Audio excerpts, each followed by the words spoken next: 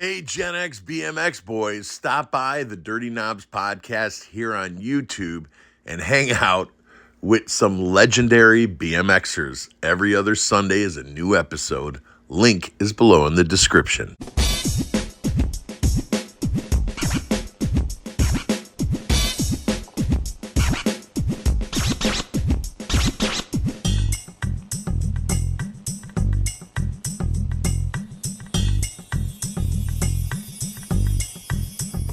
You're about to get the insider story on the Rick Nielsen 5-neck orange and the checkerboard.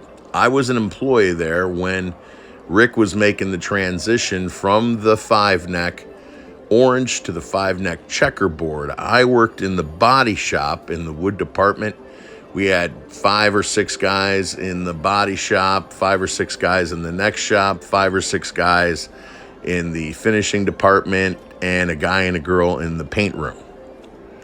This was originally built in 1981, and Rick had a really bad habit of taking it off his body by grabbing the first neck position you see with the 12 tuning pegs there, the very first position. When he planned the checkerboard model, it took about 18 months to build, and I remember a huge chunk of mahogany, one piece, almost 4 inches thick, sitting on the table for several months, making sure that it was dry enough before they started cutting into it. Rick would always, you can actually see the crack in the front.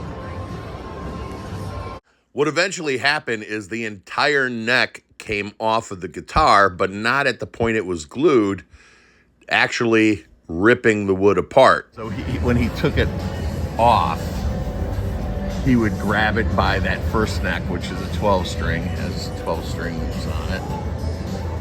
And all the weight of the guitar would be on that neck. So he's pulling it and pushing it to hand it off to the guitar tech. He only played that for one song. And there you can see the crack.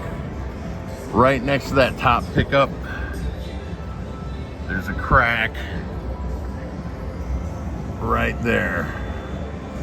So after several repairs during its 15 years in service, Rick decided to retire it and build a new one. Now, what I heard around the shop, rumor-wise, he paid about $75,000 to get this one built. Now, I'm historically going to give credit where credit is due, otherwise this information would remain silent forever. A girl they hired off the street named Andrea painstakingly, with masking tape and a razor blade, cut out every single square you see on this guitar. First, they painted it white. Then with masking tape, she cut out every square. And then they shot it black. And then she removed each little square piece of masking tape. A single mom, had no experience whatsoever in a paint shop, in a wood shop, in anything that was industrial. This is a picture of me holding it after the electronics are on. The next photo you'll see of me with it is before any of the electronics were in there. He wanted the first position to be a 12 string and the 5th position to be fretless. He wanted one to sound like a Gibson Jr. and one to sound like a Stratocaster, which means that those humbuckers probably really aren't humbuckers. They're single coils with one of those pickups being dead. And then the middle neck position just has that old vibrato on it. So the orange 5-neck served from 1981 to, I was there in the factory when it was just a big chunk of mahogany. 1980, 1994, 1995. And then the checkerboard one has been in service from 1995 until today. Now, the company Hamer no longer exists. Somebody does own the brand and has guitars made in Korea and slaps the logo on them.